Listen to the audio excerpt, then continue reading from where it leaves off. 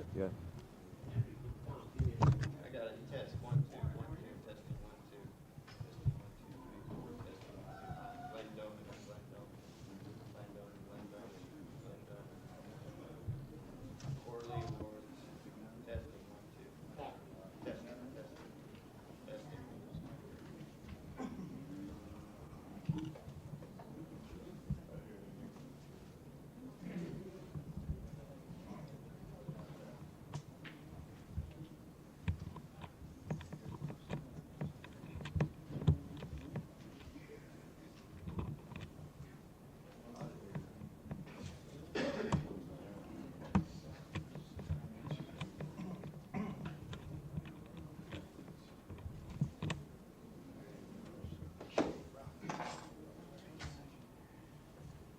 Good addition to our staff this morning. To my right is the Acting Director, Fire Chief, and Chief of Training, Randall W. Napoli. Our Acting Chief of Rescue, Tom McCrone. Our Acting Prevention Chief, Chief Robert E. Huntley. And our Acting Emergency Preparedness Manager, Dale Beerbauer. Morning.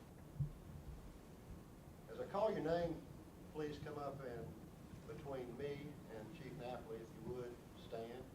If there happens to be more than one, just spread out in front of them.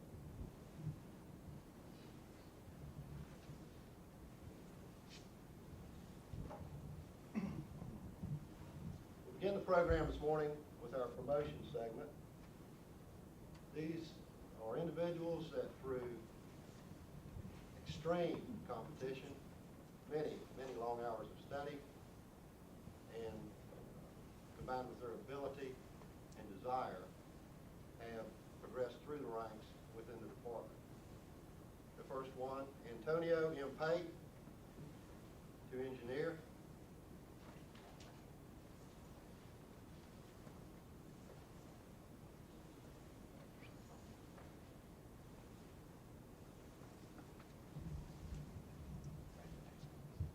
And these read, I invest this person with full power and authority to execute and discharge the duties of the said appointment according to Fire and Rescue Department rules and regulations.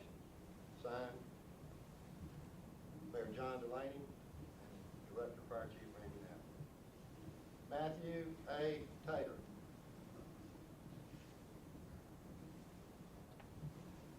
To engineer.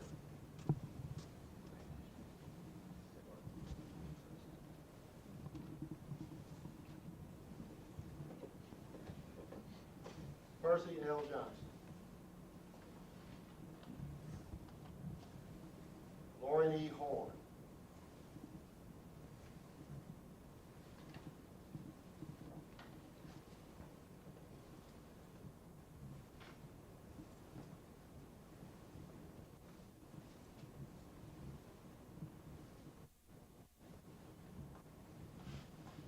Now for the milestones. These are individuals that just can't keep a job. We'll begin with Captain Raymond E. Smith Sr., 45 years of service with the Fire and Rescue Department.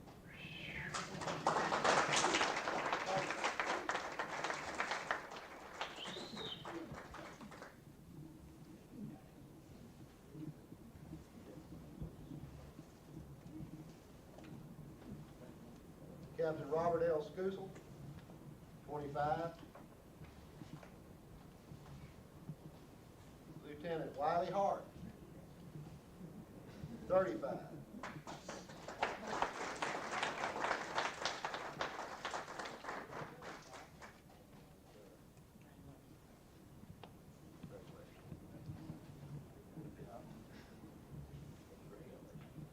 Reginald S. Thompson, Jr., 35 years.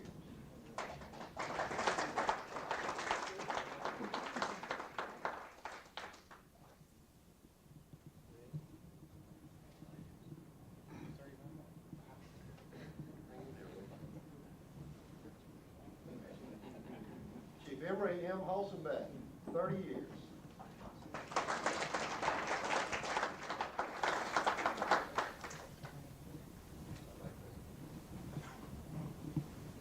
Congratulations, Chief.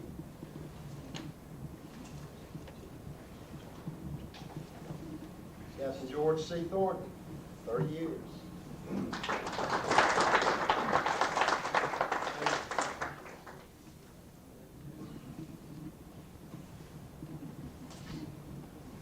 Engineer Frederick W. Hodges, 30 years.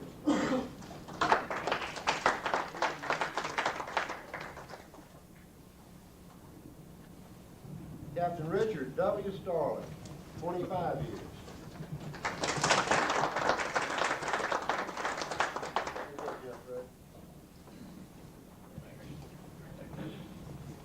Lieutenant Clyde Henry Cannon, 25 years.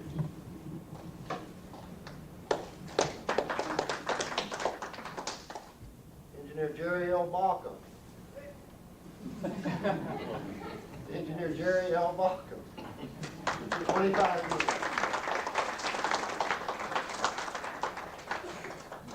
Jerry is a good manager of his time. Okay. Engineer Glenn E. Daniels. Well, he wasn't here for the instructions. Engineer Glenn Daniels, 25 years. Engineer Wayne M. Pringle, 25 years.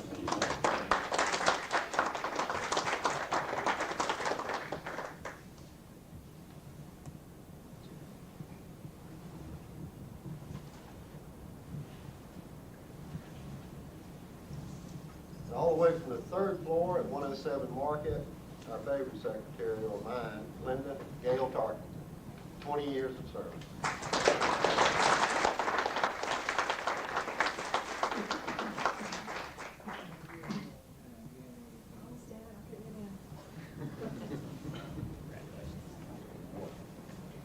Thanks for typing up all these things.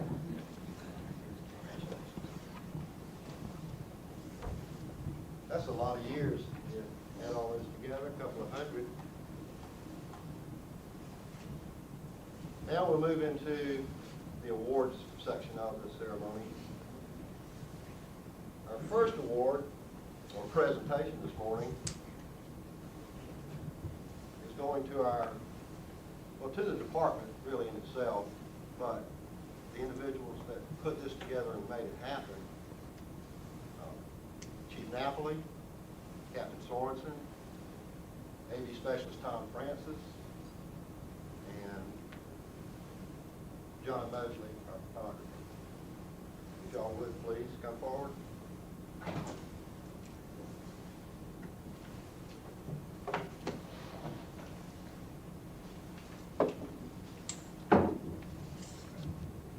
On January the 2nd, 1993, the Jacksonville Fire and Rescue Department responded to the Stewart Petroleum Facility on Evergreen Avenue to what was become one of the most trying and significant fires ever in the history of our department.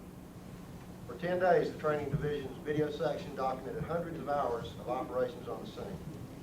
From that video footage, the video section consisting of Captain Rob Sorensen, AV Specialist Tom Francis, and Information Specialist John Mosley, under the direction of Acting Director, Fire Chief, and Chief of Training, Randy Napoli, produced a documentation of tank farm fighting that has become a training tool for departments and agencies throughout the world.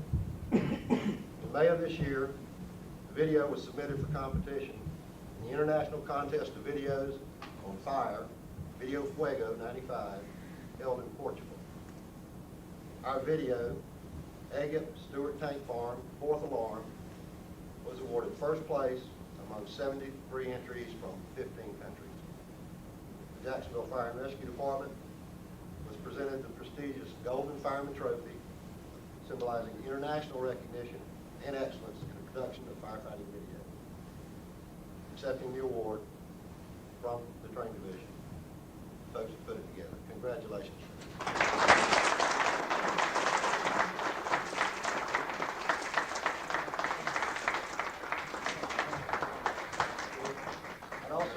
I'd like to add that this annual international award marks the second award and accomplishment attained by the Video Services section in slightly more than a year. In early fall of last year, the division's documentary entitled Reflections, the History of the Jacksonville Rescue Service, won the State of Florida HRS Award for Best Medical competitions statewide. Again.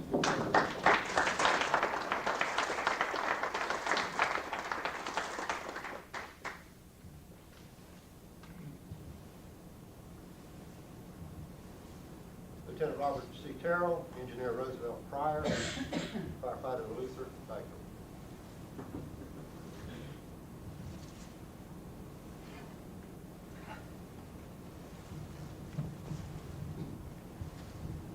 Days after put on board the apparatus.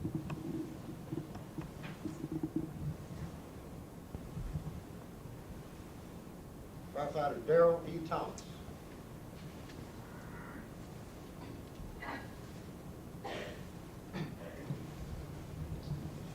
While responding to an emergency medical call, units from Station 42 found upon their arrival heavy smoke coming from the garage of a house.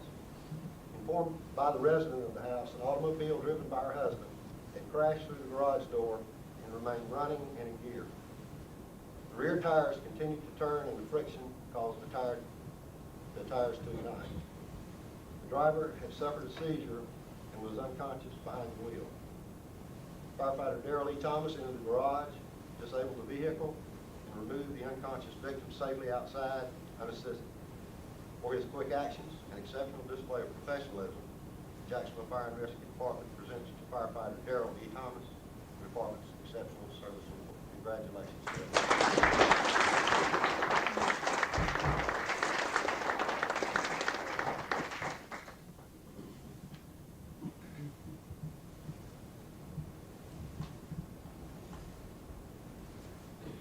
ECO3 Kimberly King, ECO2 Pauline Jones, ECO2 Delcy Leanne Duke, ECO2 Deborah Gwaltney, ECO1 Michael Evans, ECO1 Monique Hoffett.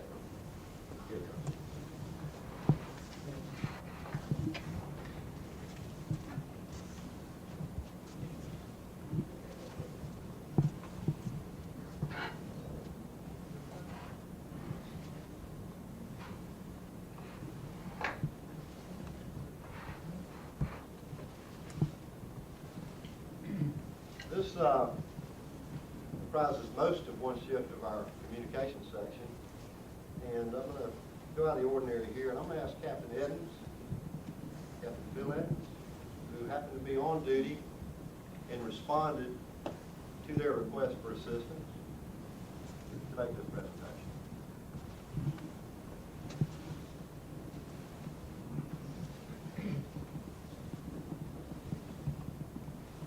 Saturday, June 3rd, 1995, at approximately 10:30 hours, all fire communication systems were inoperative, with the exception of 911 and 2 inbound telephone lines. Through the exemplary efforts of the on-duty crew, emergency calls were documented, dispatched, and completed without the use of virtually any of the resources normally available, including the radio repeater system. The situation continued for 2 hours as their efforts facilitated the maintenance of communications and repair of the equipment. The dedication and ingenuity of the crew prevailed in an absolutely critical circumstance. The realism of the situation is that we had no communications other than by frequency 4. All frequency 1, 2, and 3 from our repeater system was completely out. ECO3 Keen, assisted with her crew, came to the realization that there were no repeaters, had the communications van respond to the communications center, and also set up a relay system having all units switched to frequency 4, and began a relay to reach throughout the city so that no one would be without service. Within the center, they literally set up runners to take the calls because there were no lights on the 911 phones. They had to manually punch the buttons as the phones would ring because they didn't know which lines were coming in. Not one citizen lost any service. No one was put in jeopardy because of their quick actions. For this reason, we would like to present them with a unit citation.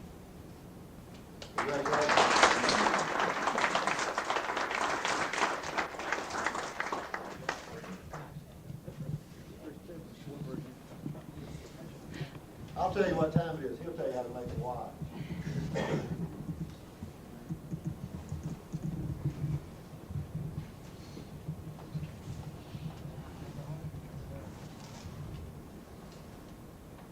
Firefighter William L. Langley.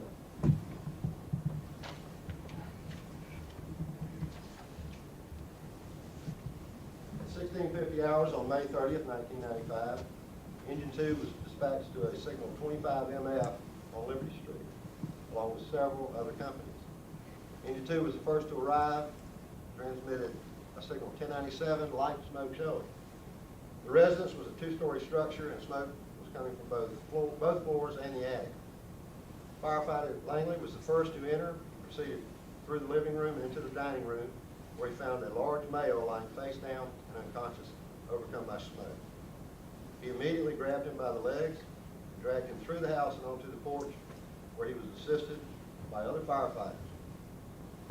During this time, it was determined that the cause of the fire was food on the stove had ignited the kitchen and subsequently filled the house with smoke.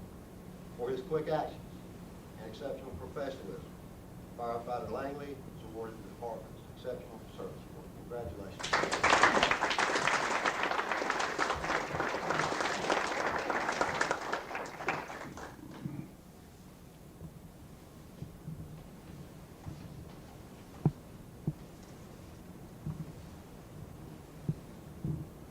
Engineer Tom Hartley, Engineer Richard Brand, Firefighter David Sillette, Engineer Larry Beck, Firefighter Odell Norris, Firefighter John Vistad, Engineer CBO and Senior, and Firefighter Percy Gay. Please step forward.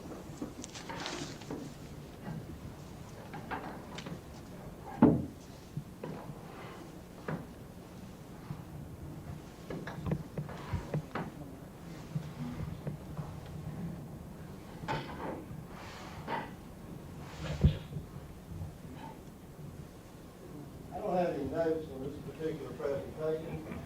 I'd like Captain Mike George, please come forward.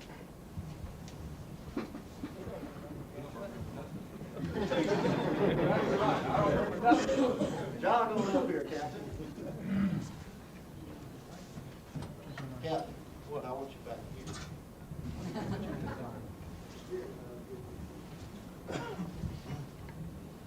Now, would you tell them what you told us? What? Why they?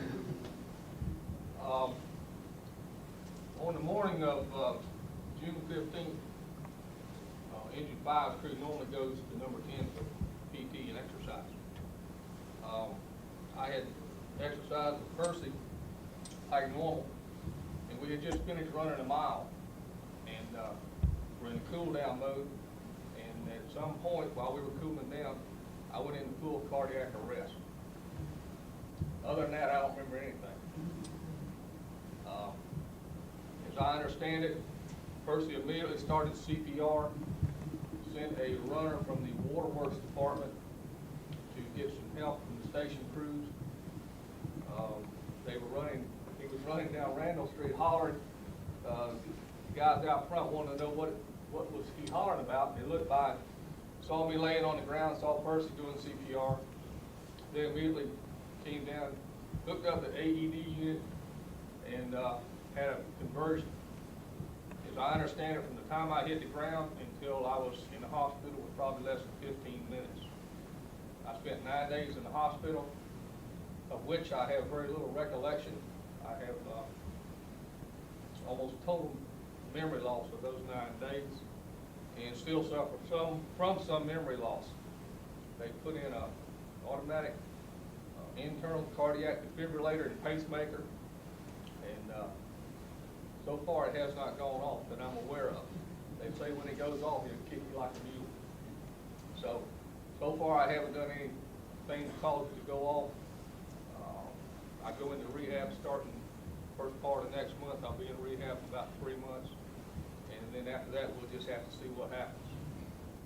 Words cannot express my gratitude to these men for what they did for me. There's just no way for me to say thank you. And that's about all I have to tell. Glad you're here, Captain. I'm glad to be here.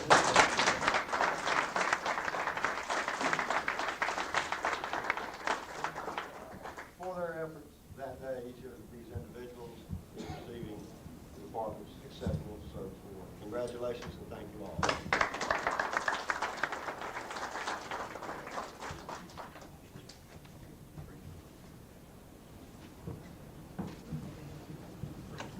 Pat Hagan. Oh, yeah.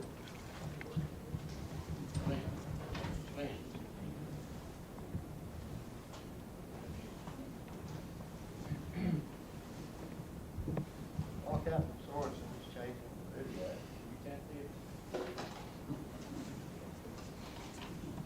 From the Paralyzed Veterans of America Mid-South Chapter, June 28th of this year, it reads, Dear Chief, I would like to take this opportunity to inform you of an outstanding member of your command, Firefighter Pat Hagan, Station 22, assigned to the Tele Squad.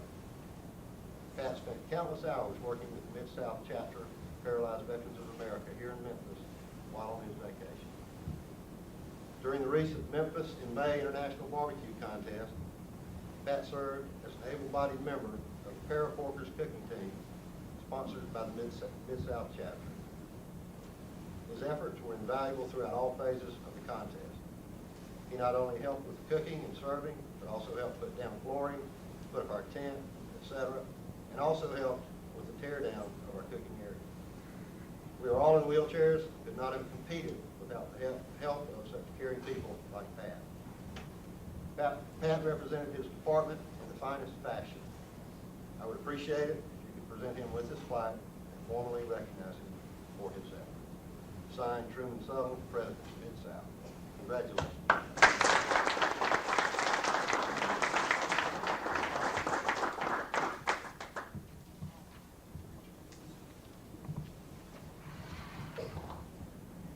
This concludes our presentations this morning, unless I missed somebody out there. Did I ask somebody to come and I haven't called you? Thank you all for coming. Those that are on duty, if you would please now come up here with your family. Get in line, we'll take still photos for you, and get you on back to seat.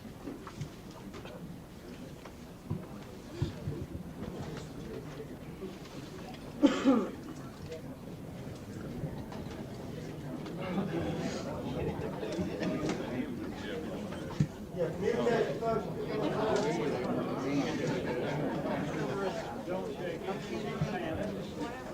How you doing?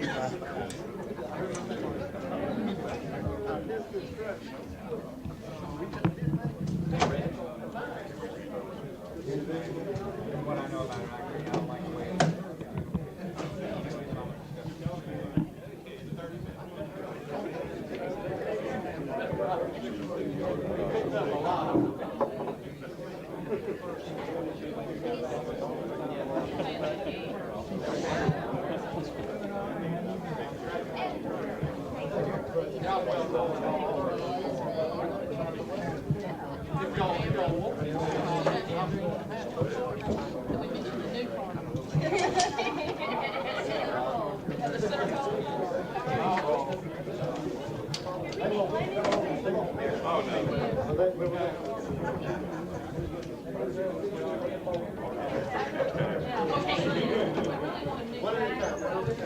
Over here, Dad. What Okay. are they gonna do?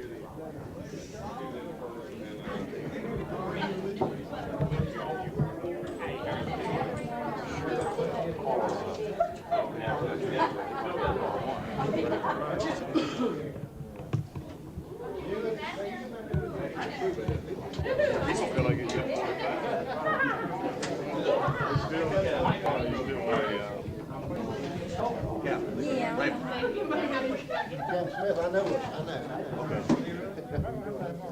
They got entered. Okay. No, I did it on purpose. We might look alike. A little. I was feeling good. Oh, I got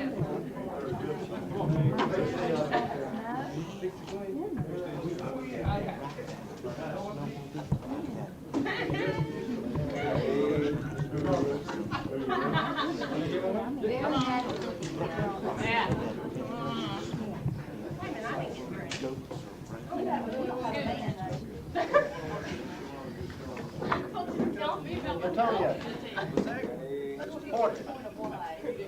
That was nice. Boy, that's sweet. That was very touching, wasn't it? Come on, Bill. You want one minute? Yes, please. You got the routine there? You got the routine? Yes, I'm ready for my debut on cast. All right, I'm all back up. Now turn to the side.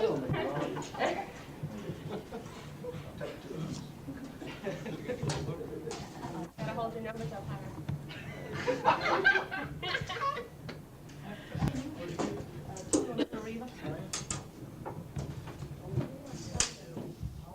That was fly through.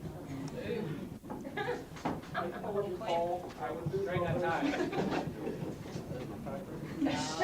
Now it is.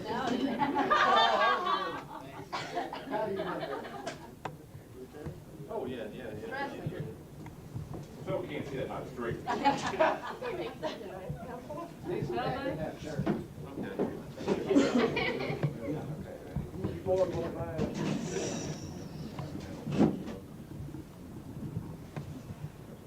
Should this be my serious face? Yeah.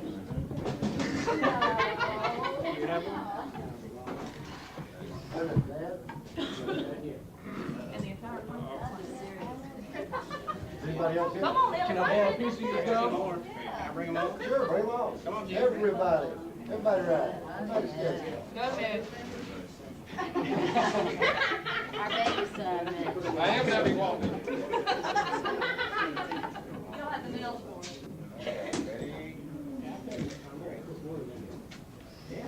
Yay, thank you, Glenn.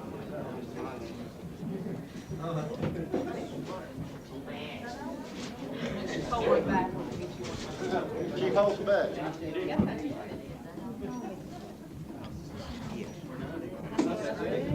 nice. So get that hand right here. We'll take